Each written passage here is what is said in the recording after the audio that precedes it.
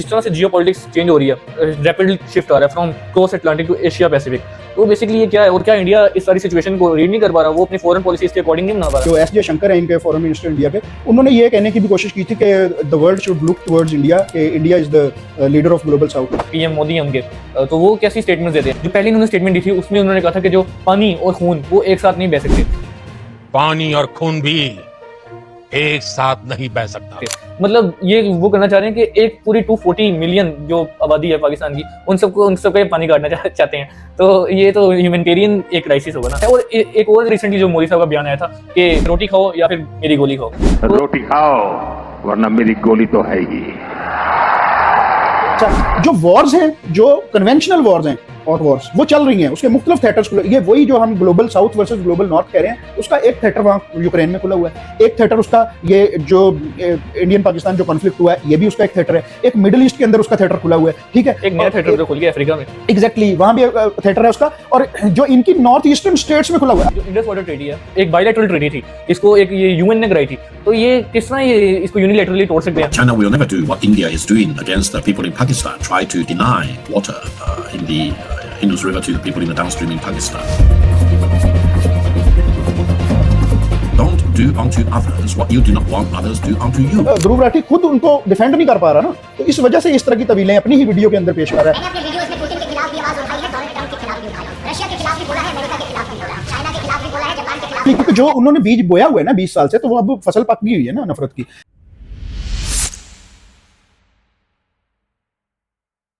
अस्सलाम वालेकुम व्यूअर्स, मैं Ali Nagi, welcome to AN vlogs.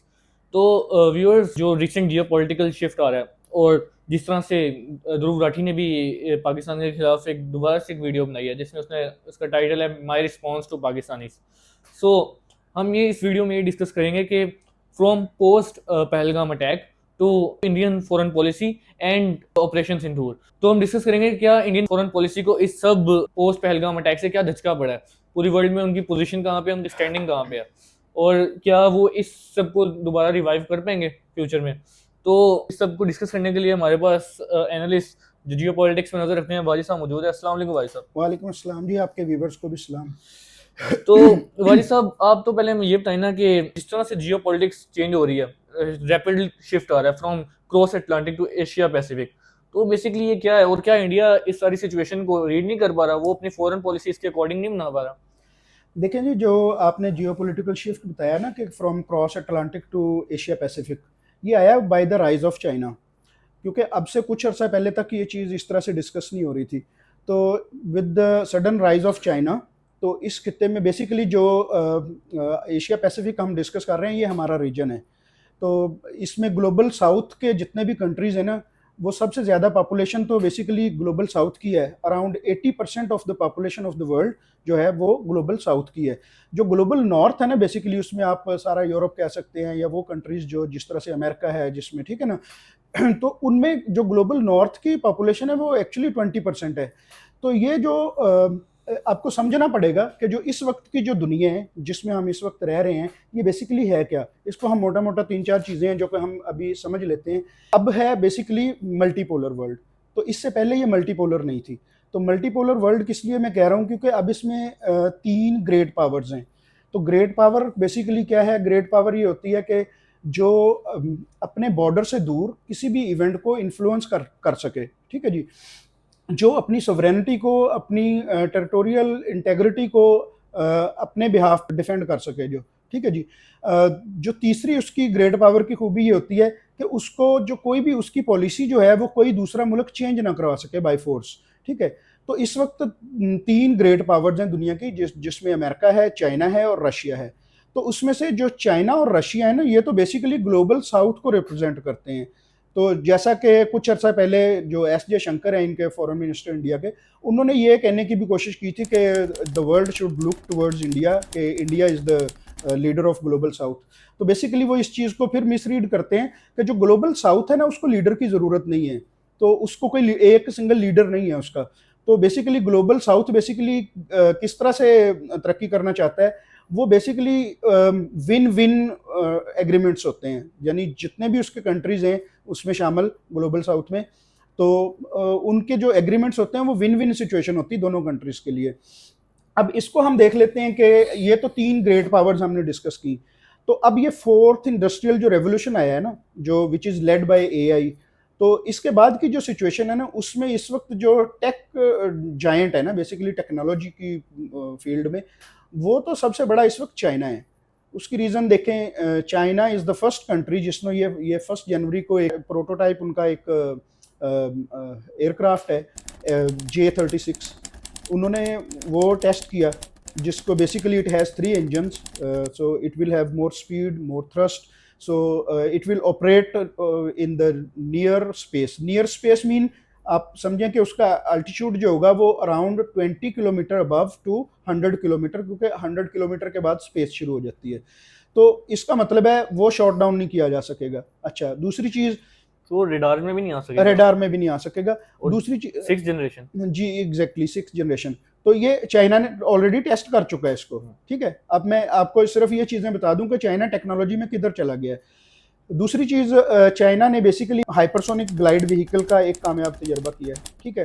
फिर उसके बाद ह्यूमनॉइड रोबोट्स हैं, जो कि अब उसको इन मिलिट्री पर्पस के लिए यूज़ किया जाएगा। अच्छा, उसके बाद क्वांटम कम्युनिकेशन है, ठीक है जी। तो इन जो साइबर स्पेस है, इस चीज़ में चाइना बहुत आगे निकल गया है, तो इसलिए तमाम वो मुल्क जो ग्लोबल साउथ में मौजूद हैं, उनको पता है कि चाइना उनका बेसिकली इस चीज़ को सारी को लीड कर रहा है, तो उसकी टेक्नोलॉजी का इनके पास किसी के पास कोई मुकाबला नहीं है, ठीक है जी। ये जो वर्ल्ड इस वक्त की कहाँ पे खड़ी है, तो अब हम आ जाते हैं कि ये उसको रीड नहीं कर पा रहे। उसकी वजह क्या है? Out of jealousy. इंडिया अभी तक ये मान ही नहीं रहा, क्योंकि कॉलोनियल माइंडसेट है, ये अभी तक मान ही नहीं रहा कि चाइना जो है इनसे बहुत आगे निकल गया है टेक्नोलॉजी में। ये अभी कल तक देखें ना अपने आप को इस खित्ते की सबसे ग्रेट पावर, ग्रेट इकोनॉमी, ठीक है ना, ये सारी चीज़ें, एशियन टाइगर्स, कभी कुछ कोई भी टाइटल अपने आप को, फिर हर उस इत्तेहाद का हिस्सा बनना जो कि अगेंस्ट चाइना है, ठीक है। जबकि चाइना बार बार इनको कह रहा है ब्रिक्स में आ जाएं, ठीक है, BRI का हिस्सा बने। तो आप देखें कि BRI में बेसिकली 193 कंट्रीज़ हैं दुनिया के, उसमें से आउट ऑफ 193 से 146 जो कंट्रीज़ हैं वो ऑलरेडी BRI का हिस्सा हैं। तो अब किस तरह से चाइना को ट्रेड वॉर में हरा सकते हैं? ट्रेड वॉर तो वो पहले से जीत चुका है, अब तो टेक्नोलॉजी वॉर है, टेक वॉर चल रही है इस टाइम, तो उसको भी चाइना लीड कर रहा है, ठीक है। तो ये बेसिकली ये शिफ्ट है जिसको ये रीड नहीं कर पा रहे या रीड करना नहीं चाह रहे, डिनाइल में है, तो ये है इसकी रीज़न। तो वाजिद साहब इसके बारे में बताएं कि ये global north versus global south क्या है, और इसके बारे में जो जयशंकर अपने बयान देते रहते हैं अक्सर, तो वो किस तरह से इसको रिलेट कर रहे हैं? देखें जी, वो जिस तरह से अभी मैंने पहले क्वेश्चन में इसको डिस्कस किया था कि ग्लोबल साउथ जो है बेसिकली वो डेंस पॉपुलेटेड कंट्रीज़ हैं सारे। ग्लोबल साउथ बेसिकली जो है उसमें हम भी आते हैं, उसमें इंडिया भी है, उसमें चाइना भी है, उसमें जितने आप समझ लें कि जी साउथ एशिया के कंट्रीज़ हैं सारे हैं, साउथ ईस्ट एशिया भी उसमें, आसियान के कंट्रीज़ भी हैं उसमें। तो ये इस तरह से ये ग्लोबल साउथ है। यानी आप ये देखें कि ग्लोबल साउथ को इस वक्त जो उसके 2 प्रोमिनेंट कंट्रीज़ हैं, तो वो तो रशिया और चाइना हैं। तो आप कह रहे हैं कि जिस तरह से कि वो एस जयशंकर इसको रीड नहीं कर पा रहे, उसकी सबसे बड़ी वजह तो देखें कि इस जो पाकिस्तान के साथ भी इनका जो ऑपरेशन संदूर इन्होंने किया, तो उसका जो पाकिस्तान ने रिप्लाई किया, ऑपरेशन जो बुनियानुल मरसूस था, इस सारे वाक़े में भी इन्होंने कहाँ से ये हेल्प सीख कर रहे हैं कि ये रशिया के पास जा रहे हैं, ठीक है। अभी भी ये रशिया से, इनको ये इस चीज़ को रीड ही नहीं कर पा रहे कि ग्लोबल साउथ के सबसे 2 अहम मुल्क रशिया और चाइना हैं। तो उस ग्लोबल साउथ से लड़ने के लिए जिसको रिप्रेजेंट कर रहे हैं, उसी मुल्क से ये हेल्प सीख कर रहे हैं। तो ये सबसे बड़ी वजह है कि ये उसको रीड नहीं कर पा रहे, ठीक है जी। ये इनके यानी कि फॉरेन पॉलिसी का ये हाल है। आप देखेंगे एस जयशंकर साहब का तो अभी वो कॉन्फिडेंस लेवल भी नहीं है बहुत ज़्यादा। वो जब भी फॉरेन मीडिया के आगे बैठ रहे हैं पिछले को 10-20 दिन से, तो उनकी बहुत बुरी हालत हुई होती है, क्योंकि एक्चुअली वो जो फैक्ट्स हैं, देखें आप एक चीज़ तो समझें, S Jaishankar is a brilliant person, वो बड़ा इंटेलिजेंट पर्सन है, उनको बहुत सारे फैक्ट्स उनको पता हैं, ठीक है। तो क्योंकि उन फैक्ट्स को ना तो वो बयान कर पाते हैं, ठीक है, क्योंकि उन्होंने देखें जिस वो करंट रिजीम का हिस्सा है, जिस गवर्नमेंट का, उन्होंने उसकी पॉलिसी को लेके आगे बढ़ना है। तो अब वो जितने भी फैक्ट्स उनकी नज़र में आते हैं, तो उसके मुताबिक वो उसको बयान भी नहीं कर पाते। कुछ चीज़ों को वो देखें, जैसे उन्होंने बाहर एक इंटरव्यू में बैठ के ये कह दिया था कि जो इंडिया है ये ग्लोबल साउथ का लीडर है, ठीक है। अच्छा, इसी तरह फिर उन्होंने कह दिया जो पहलगाम के बाद जब इन्होंने ये ऑपरेशन सिंदूर किया, उस वक्त इन्होंने ये कह दिया मीडिया में खड़े होके कि हमने तो पाकिस्तान को पहले बता दिया था कि हम आपके जो सॉवरेनिटी है इसको ब्रीच करने वाले हैं, तो आप बीच में ना आइएगा। आप अंदाजा करें, क्योंकि वो बेचारे देखें, S Jaishankar himself is a good person, वो एक अच्छे मतलब के, क्योंकि देखें फॉरेन पॉलिसी से ही उनका इज अ प्रोफेशनल, लेकिन क्योंकि वो जिस रजीम को रिप्रेजेंट कर रहे हैं वो उस रजीम का इतना बुरा हाल है, उनकी मतलब मेंटेलिटी, उनकी आइडियोलॉजी इतनी बुरे तरीके से ये एक्सपोज हुए हैं कि वो अब समझ नहीं पा रहे कि कौन सी चीज को कहाँ रिलेट करे, ठीक है। इस वजह से इनका बुरा हाल है। तो वाजिद साहब, जिस तरह एस जयशंकर की अपनी स्टेटमेंट से वो कह रहे थे we are friend with all nations, तो ये जिस तरह से ऑपरेशन सिंदूर इन्होंने अग्रेसिवली प्रोसीड किया, तो क्या ये इनकी स्टेटमेंट में तजाद नहीं आ गया कि they are friend with all nations? नहीं, एक तो इन्होंने, चलें फ्रेंड तो हमारे साथ तो कभी भी वो फ्रेंड नहीं रहे, तो फ्रेंड विद ऑल नेशंस का मतलब है पाकिस्तान को निकाल के बाकियों के साथ। तो हम इसको टेस्ट देख लेते हैं ना कि बाकी कौन सी नेशंस इनके साथ खड़ी हुई थी ऑपरेशन सिंदूर के वक्त। आप अंदाजा करें, G20 में से, G7 में से, अच्छा नेटो में से, क्वाड में से किसी एक मुल्क ने इनकी सपोर्ट की हो ऑपरेशन सिंदूर को लेके? हाँ, जब ये पहलगाम का वाकया हुआ ना, उसके बाद बहुत सारे मुल्कों ने इसको कंडेम किया है, दहशतगर्दी को, तो हम भी कंडेम कर रहे हैं। हमारे तो प्राइम मिनिस्टर ने ऑफर किया है कि आप इन्वेस्टिगेट करें, हम हर किस्म की आपको हेल्प करेंगे, सपोर्ट करेंगे, हम मिलकर इन्वेस्टिगेट करते हैं इसको, ठीक है। तो उस जो देखें इनका बेचारों का ये हाल है कि उस जो शुरू में इनको जो वो मैसेजेस आए हैं ना मुख्तलिफ जगहों से, जैसे हर मुल्क ही उसको दहशतगर्दी को कंडेम करता है, इनोसेंट लाइफ्स जो हैं वो किसी भी जगह जब उनका लॉस होता है तो उस पर हर कोई रिएक्ट करता है, उसको कंडेम भी करता है। तो उस कंडेमनेशन को लेके इन्होंने ये समझ लिया कि अब हम पाकिस्तान के ऊपर ब्लेम रखें और उसके बाद इनके ऊपर जो ऑपरेशन सिंदूर लॉन्च करेंगे तो ये सब हमारे साथ खड़े होंगे। आप बताएं मुझे कौन सा मुल्क इनके साथ खड़ा हुआ सिवाय इजराइल के? इजराइल ने सिर्फ और सिर्फ इनको, वो भी छुप छुपा के इनको सपोर्ट की, हेल्प किया, उसके अलावा कोई एक मुल्क बता दें। इनका सबसे बड़ा स्ट्रेटेजिक एलाई जो है इस खित्ते में जो इनका है वो तो अमेरिका है। अब मुझे बताएं कि क्या उसके बाद ये जो ऑपरेशन सिंदूर है, इस वाक़े के बाद IMF का पैकेज अप्रूव हुआ है, अच्छा वर्ल्ड बैंक का पैकेज अप्रूव हुआ है, क्या ये दोनों चीज़ें जो अमेरिकन आशीर्वाद है उसके बगैर हो गई हैं? अब बताएं। तो इसका मतलब है वो अमेरिका भी इनके साथ नहीं खड़ा। फिर रशिया, मैंने आपको पहले आपको क्वेश्चन में बता दिया कि ये रशिया के पास जा रहे हैं कि हमें S-400 दे दें, हमें और जो चीज़ें दे दें। तो किससे लड़ना है हमने? ग्लोबल साउथ से। तो रशिया कौन है? जो ग्लोबल साउथ को दूसरे चाइना के साथ मिलकर लीड कर रहा है। आप अंदाजा करेंगे उन्हीं से। तो ये हैं हालात इनके। तो अब इसमें से आप ये खुद देख लें कि इनके जब पूरे के पूरे इस ऑपरेशन सिंदूर में कोई और मुल्क इनके साथ खड़ा नहीं हुआ, तो कौन सी, मैंने आपको पहले बता दिया कि ये सारे बड़े अलायंसेस का ये हिस्सा है, इवन ब्रिक्स का भी हिस्सा है, इवन SCO का भी हिस्सा है, शंघाई कॉर्पोरेशन का, इवन फिर देखें क्वाड है उसका हिस्सा है, नेटो का नॉन नेटो एलाई है ये अमेरिका का, ठीक है, नेटो के किसी मुल्क में से। और उधर पाकिस्तान का देख लें आप, पाकिस्तान के साथ उसी वक्त चाइना खड़ा है, पाकिस्तान के साथ ईरान खड़ा हुआ है, पाकिस्तान के साथ तुर्किया खड़ा हुआ है, पाकिस्तान के साथ अजरबैजान खड़ा हुआ है। इवन प्रेसिडेंट ट्रंप ने भी पाकिस्तान के हक में ही बयान दिया है, उन्होंने पाकिस्तान के अगेंस्ट किसी किस्म का कोई बयान नहीं दिया। तो अब ये समझ लें कि इनकी ये जो टेस्ट है ये इसमें ये फेल हो गए कि सारी नेशंस इनके साथ खड़ी हैं, ठीक है जी। तो वाजिद साहब, इसके बारे में बड़ा समझा जाता था कि इंडियन फॉरेन पॉलिसी एक बहुत ही कोई अच्छी है, मतलब सब उसकी बहुत तारीफ करते थे। और जिस तरह हम देखते थे कि पाकिस्तानी फॉरेन पॉलिसी को लोग बहुत ज़्यादा क्रिटिसाइज़ करते थे हर वक्त कि इंडिया जो है बहुत बैलेंस वे में अपनी फॉरेन पॉलिसी को लेकर चलता है, वो at the same time America के साथ भी चलता है और एट द सेम टाइम वो रशिया के साथ भी चलता है। वो नेतन्याहू के साथ भी कुछ डील्स कर रहा होता है और साथ साथ वो, क्योंकि उनकी मुस्लिम पॉपुलेशन है, तो पैलेस्टीनियंस के जो राइट्स हैं उसको भी वो कहीं ना कहीं डिफेंड करता था। तो अब ये बैलेंस जो फॉरेन पॉलिसी है ये शिफ्ट नज़र आ रहा है फ्रॉम इंडिया टू पाकिस्तान। अब ये पाकिस्तान इसको लेके चलने की कोशिश कर रहा है और इंडिया एक फिनेटिक्स की फॉरेन पॉलिसी को लेके चलने की कोशिश कर रहा है। तो इसके बारे में ज़रा रोशनी डालें हम। देखिए जी, इंडिया की फॉरेन पॉलिसी बिल्कुल अच्छी थी। देखिए एक वक्त में इंडिया जो था पैलेस्टीनियन कॉज के लिए खड़ा होता रहा है, ठीक है, तो लेकिन उस वक्त ये हिंदुत्व नहीं बैठी हुई थी वहाँ पे। अब इस चीज़ को समझें, तो इंडियन फॉरेन पॉलिसी में मसला नहीं है, वहाँ पे जो रजीम बैठा हुआ है उसकी आइडियोलॉजी में मसला है, ठीक है। देखिए फॉरेन पॉलिसी क्या होती है बेसिकली, वो तो जो वहाँ पे रजीम बैठा होता है उसने बनानी होती है ना। तो इनका जो इस वक्त रजीम बैठा है वो इस किस्म का माइंडसेट लेके बैठा हुआ है जिसके अंदर टोटल नफरत भरी हुई है मुसलमानों के खिलाफ। ये अपने मुल्क, इनके अपने जो सियासतदान है वो अपने मुल्क के अंदर कुछ और बयान दे रहे होते हैं, लेकिन जब ये बाहर जाते हैं किसी भी मुस्लिम कंट्री में, वहां जाके कह देते हैं जी टेररिस्ट हैज नो रिलीजन। ठीक है, अपने मुल्क के अंदर ये तमाम मुसलमानों को लेबल लगा रहे होते हैं टेररिज्म का।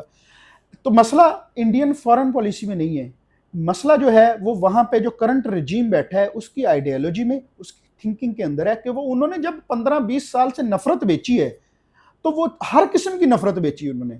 ठीक है जी, जिसमें सबसे सरे फहरिस्त तो मुसलमानों के खिलाफ नफरत है ना। अब उस नफरत का असर ये है कि उस नफरत के जेरे असर जिस किस्म की भी जो पॉलिसी बनाने की कोशिश करते हैं तो वो उसमें वो असर आ जाता है, तो जिसकी वजह से वो बाहर पिट जाती है वो फॉरेन पॉलिसी। देखें बाहर फॉरेन पॉलिसी तो बेसिकली जो होती है वो तो प्रोफेशनल्स बनाते हैं ना, उनके अंदर तो बेसिकली इस किस्म के कोई जज्बात नहीं होते फॉरेन पॉलिसी के अंदर। तो जब आप उसके अंदर नफरत का एलिमेंट ले आएंगे तो वो बेसिकली फॉरेन पॉलिसी तो आपकी खत्म होगी ना फिर। तो व्यूअर्स इससे तो साफ वाज़ेह है कि जो अभी वाजिद साहब ने कहा कि फॉरेन पॉलिसी उसी पे डिपेंड करती है जो वहाँ पे करंट रजीम ऑपरेट कर रहा होता है। तो जैसे कांग्रेस का रजीम था वहाँ पे बहुत बैलेंस एक व्यू पाया जाता था फॉरेन पॉलिसी के लिहाज से, लेकिन जब जैसे ही ये करंट बीजेपी और जो हिंदुत्व आइडियोलॉजी के सपोर्टर हैं, जो नाजिस्ट आइडियोलॉजी है, तो उसके मुताबिक जो फॉरेन पॉलिसी है उसमें बहुत बड़ा शिफ्ट आया।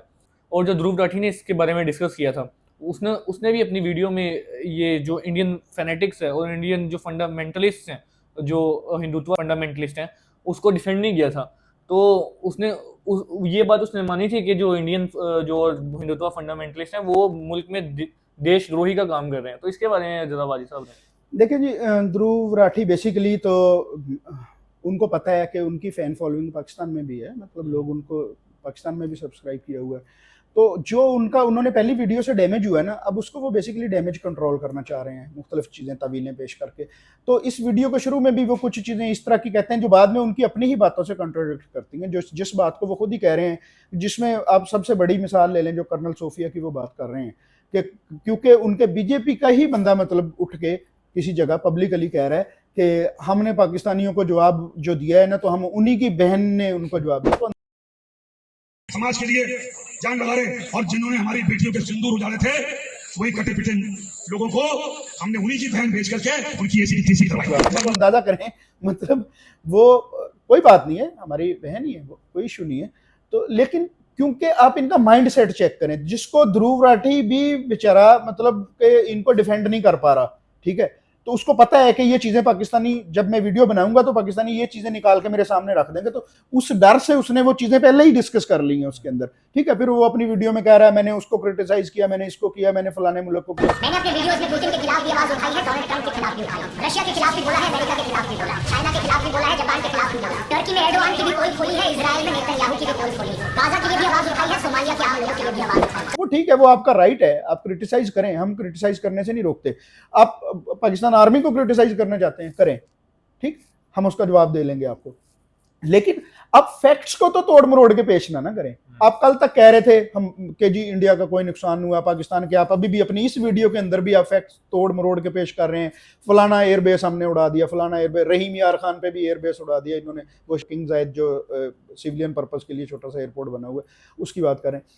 तो इसलिए इनकी ये, क्योंकि ध्रुव राठी खुद उनको डिफेंड नहीं कर पा रहा ना, तो इस वजह से इस तरह की तवीलें अपनी ही वीडियो के अंदर पेश कर रहा है। फिर बहुत सारी चीज़ें वही हिंदुत्व के बारे में ही पेश कर रहा है कि ये करेंगे तो ये अपने मुल्क का नुकसान है, इसमें ये करेंगे, तो इसका मतलब है उनको पता है कि ये किस किस्म की आइडियोलॉजी है। अब वो खुल के इस चीज़ को बयान नहीं कर पाते, ठीक है, और वो थोड़ा सा पाकिस्तान को बीच में मिक्स कर दिया, और फिर एंड पे क्या कर रहा है अपनी उस वीडियो के अंदर ही कि वो पाकिस्तान आर्मी को और वो जो उनके मुल्क में एक जहरीला किस्म का हिंदुत्व आइडियोलॉजी वाला रिजीम बैठा हुआ उसको कंपेयर कर रहा है, मतलब बताने की ये कोशिश कर रहा है कि ये एक जैसे हैं। भाई ऐसा नहीं है, Pakistan military is very professional. हाँ, उसमें कुछ मसाइल ज़रूर होंगे, हमारी सियासत में इन्वॉल्व होंगे, जो मसले मसाइल हैं वो हमारे मुल्क के हैं, उसको हम डिस्कस करेंगे ना। हमने इससे पहले हमने बहुत मार्शल भुगते हैं, कोई ऐसा मसला नहीं है, हम इसको डिस्कस कर सकते हैं, हम बात कर सकते हैं, वो हमारे हैं, ठीक है ना। लेकिन आप उनको अपनी जो गंदी आइडियोलॉजी है वहाँ की आरएसएस की, हिंदुत्व की, जो कि नफरत के ऊपर बुनियाद पे बनी हुई है, उसको पाकिस्तान मिलिट्री से कंपेयर ना करें, पाकिस्तान मिलिट्री को। और फिर उसी वीडियो के अंदर वो क्या कह रहा है कि ये आतंकी थे, जिनके जनाजे में वो पाकिस्तान ऑफिशियल्स जो खड़े हुए हैं उनको वो पिन पॉइंट करके सर्कल लगा लगा के अपनी वीडियो के अंदर कि ये फलां लेफ्टिनेंट जनरल, भाई वो हमारे मुल्क के शहरी हैं, ठीक है, जिनको आप आतंकी कह रहे हो ना, उनको हम तो नहीं कह रहे ना, हम तो कह ही नहीं रहे। अच्छा, जिसके बारे में ये बात कर रहे हैं ना, मौलाना मसूद अजहर के भाई के बारे में, भाई मौलाना मसूद अजहर के भाई के बारे में बाद में बात करना, पहले मौलाना मसूद अजहर के बारे में कर लो ना आप। मौलाना मसूद अजहर था ना, जिनको जब आपके वो इनका त्यारा हाईजैक हुआ, जिसको वहां से उड़ा के कहाँ लेके जाया गया, कंधार एयरपोर्ट पे।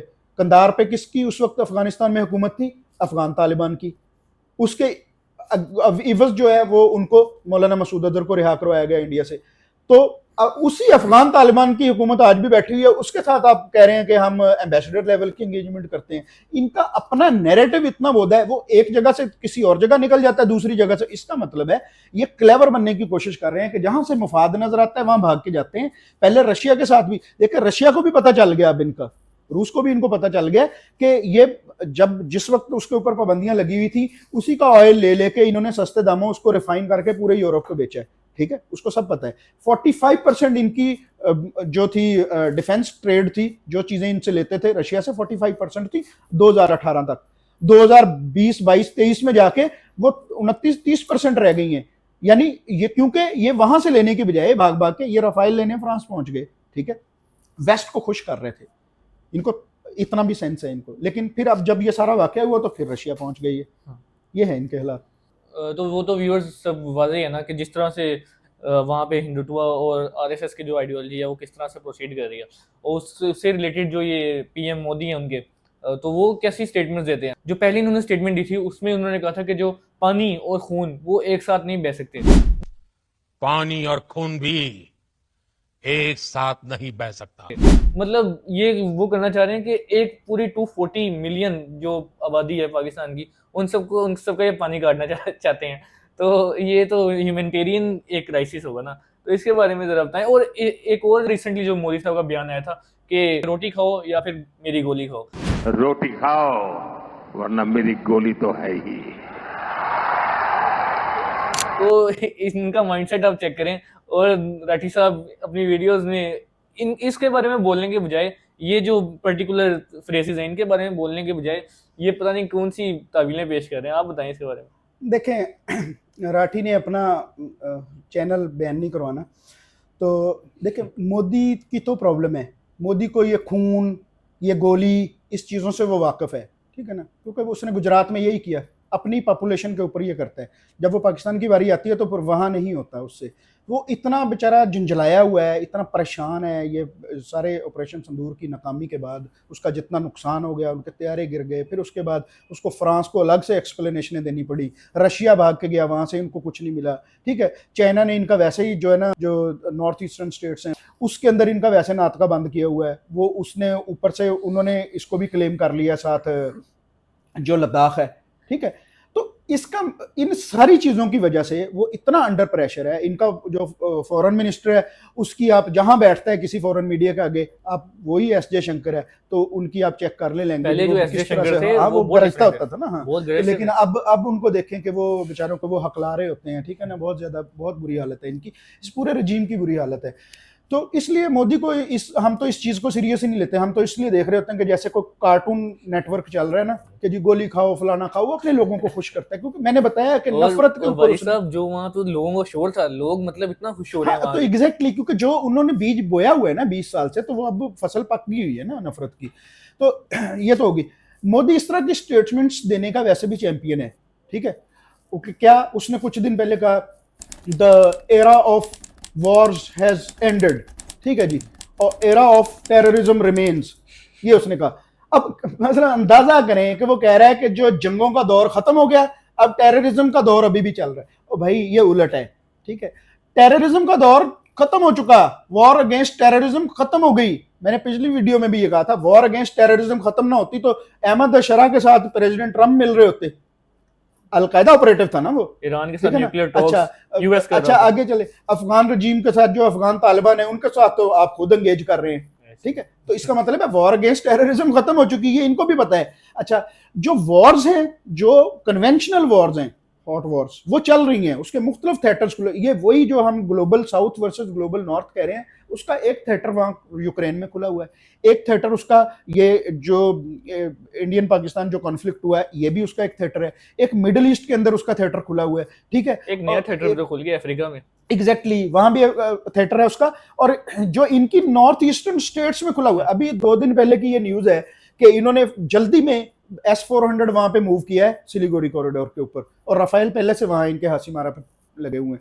तो इसका मतलब है अब इनको भी पता है कि ये क्या हो रहा है, ठीक है। तो इसलिए अब इनका अपना नैरेटिव पिट चुका है कि वॉर अगेंस्ट टेररिज्म जो है ना वो चल रही है और जंगों का दौर खत्म हो गया। तो मोदी इस तरह की बिल्कुल सटपटाई हुई जो स्टेटमेंट्स होती हैं ना, ये पहले भी देते रहते हैं। इनको कोई इतना पढ़े लिखे भी नहीं है ये। तो ये जो इंडस वाटर ट्रीटी है, अभी मैंने इसका रिसेंटली डिस्कस किया था कि जिस तरह मोदी साहब की इसकी स्टेटमेंट थी कि पानी और खून एक साथ नहीं बह सकते, और वाजिद साहब ने इसके बारे में जो डिस्कस किया है कि ये उल्टा इन्होंने कह दिया कि बह सकते हैं साथ। जिस तरह से जिनको टेररिस्ट कहते थे, टेररिज्म का स्पॉन्सर कहते थे, उनके साथ मिला जाके ये हाथ मिलाने लग गए।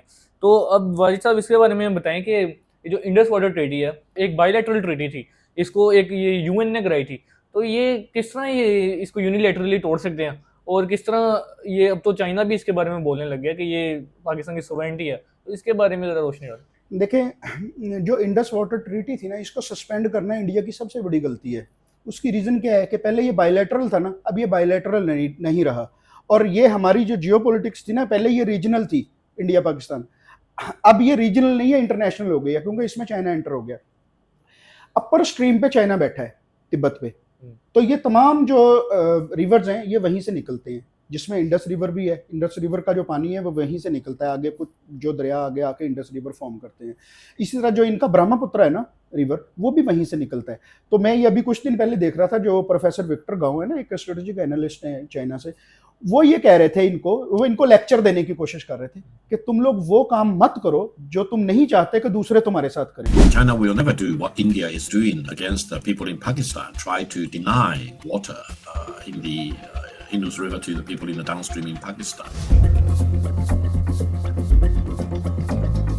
Don't do unto others what you do not want others do unto you. और इसको अच्छी एडवाइस समझ लें, वो ये कह रहे थे इनको। वो क्यों इनको लेक्चर दे रहे हैं, वो ये इनको बताने की कोशिश कर रहे हैं कि अगर तुम डाउन स्ट्रीम पे जो पाकिस्तान बैठा है, अगर उसका तुम पानी बंद करोगे या पानी रोकने की कोशिश करोगे, क्योंकि तुम मिड स्ट्रीम में हो, उसके ऊपर अपर स्ट्रीम पे चाइना बैठा है, तो चाइना तुम्हारा बंद कर देगा। एक्चुअली वो ये कह रहे थे इनको। तो अगर तुम बंद नहीं करवाना चाह रहे, तो तुम जो डाउन स्ट्रीम पे कंट्रीज हैं उनको तुम क्यों बंद करना चाह रहे हो? तो इसलिए वो काम मत करो जो तुम चाहते हो कि दूसरे तुम्हारे साथ ना करें, ठीक है। तो इसलिए ये जो इनकी इंडस वाटर ट्रीटी सस्पेंशन है ना, इस इशू को बायलैटरल से निकल गई है अभी ये, ठीक है। इसमें क्योंकि चाइना इन्वॉल्व हो गया है, तो किसका नुकसान हुआ? इसी तरह जो इन्होंने ये इस तरह की बोंगियां मारने के चैंपियन है मोदी साहब। जो 370 इन्वोक किया कश्मीर इशू के ऊपर, इन्होंने 370 इन्वोक किया, कश्मीर को इन्होंने यूनियन टेरेटरी बनाया। उसके बाद इन्होंने लद्दाख को यूनियन टेरेटरी बनाया। 2010 में जब इनके चाइना के जो प्राइम मिनिस्टर थे ना, वांग जियाबाओ, वो इंडियन टूर पे जब न्यू दिल्ली में मौजूद थे, तो जो चाइनीज एम्बेसी थी उसने अपनी स्टेटमेंट में ये कहा कि हमारा जो इंडिया के साथ डिस्प्यूटेड बॉर्डर है ना, वो 2000 किलोमीटर है। यानी वो सिर्फ इतना ही बता रहे थे, उससे आगे कुछ नहीं कह रहे थे। जब इनके जो S.J. शंकर उस वक्त चाइना में एम्बेसडर थे इंडिया के, उनसे पूछा गया तो उन्होंने कहा नहीं, हमारा तो जो बॉर्डर है चाइना के साथ डिस्प्यूटेड बॉर्डर, वो 3488 किलोमीटर है। यानी वो 1488 किलोमीटर जो है वो लद्दाख है। अब यानी कि अब उस लद्दाख को क्लेम करना शुरू कर दिया अब चाइना ने। 2010 तक वो सिर्फ कह रहे थे, इनको बता रहे थे कि सिर्फ 2000 किलोमीटर हमारा डिस्प्यूटेड बॉर्डर है, तो ये कह रहे थे कि नहीं 3488 है। तो लेकिन अब चाइना ने फॉर्मली उसको कह दिया कि जो लद्दाख है ये हमारा है। अब जब लद्दाख उनका, क्योंकि 370 इन्वोक करने से जब इन्होंने लद्दाख को यूनियन टेरेटरी बनाया, तो अब चाइना ने भी उसके ऊपर अपना क्लेम जता दिया। चाइना ने कहा लद्दाख हमारा है। दूसरी चीज़, इनकी जो नॉर्थ ईस्टर्न स्टेट्स हैं उनके अंदर भी, ये हम पहले भी डिस्कस कर चुके हैं कि जो अरुणाचल प्रदेश है उसको भी उन्होंने, देखे वो बेसिकली साउथ तिब्बत कहते हैं उसको, उस पूरे एरिया को, तो उसके ऊपर भी अपना क्लेम है। अब टोटल 90 प्लेसेस ऐसी हो गई हैं अरुणाचल प्रदेश के अंदर जिसके ऊपर उन्होंने अपना क्लेम जताया है। तो इसलिए ये इंडस वाटर ट्रीटी को सस्पेंड करना, ये इनके बड़े बड़े ब्लंडर है, मैं बता रहा हूँ मोदी गवर्नमेंट के। 370 को इन्वोक करना, कश्मीर को यूनियन टेरेटरी बनाना, लद्दाख को यूनियन टेरेटरी बनाना, उसके बाद सबसे बड़ा इस जो करंट जो इस वक्त चल रही है जिसके ऊपर बात, वो ब्लेंडर इनका ऑपरेशन संदूर है। वो इनका ऑपरेशन संदूर बुरी तरह से नाकाम हुआ है, जिसकी वजह से इनके ये हालात हैं। तो व्यूअर्स यही है जो global north versus global south चल रहा है, उसके वॉर के डिफरेंट थिएटर्स हैं। जो वाजिद साहब ने भी डिस्कस किया था कि मिडल ईस्ट उसका एक थिएटर है, और इंडिया और पाकिस्तान और जो north eastern states of India है वो उसका, जो 7 सिस्टर स्टेट्स हैं वो उसका एक थिएटर है। तो यूक्रेन और रशिया उसका एक वॉर का थिएटर है। तो ये मल्टीपल वॉर थिएटर्स हैं और रैपिडली ऑनगोइंग सिचुएशन है, और ये बहुत तेज़ी से चेंज हो रहे हैं। तो इस वीडियो में तो व्यूअर्स हमने इंडिया का जो फॉरेन पॉलिसी का डिजास्टर है और जो ध्रुव राठी का जो बायसनेस है उसको डिस्कस किया। तो नेक्स्ट वीडियो में हम जो डिफरेंट, मैंने अभी वॉर थिएटर्स का जिक्र किया, यूक्रेन रशिया में क्या हो रहा है और मिडल ईस्ट में क्या हो रहा है, और जो नॉर्थ ईस्टर्न स्टेट का हम पहले डिस्कस कर चुके हैं इंडिया की। तो नेक्स्ट वीडियो में हम इन सब टॉपिक्स को छेड़ेंगे, और हमारी इस वीडियो को लाइक करें और वीडियो को शेयर ज़रूर कीजिएगा और चैनल को सब्सक्राइब करें। आपका सुनने का बहुत बहुत शुक्रिया।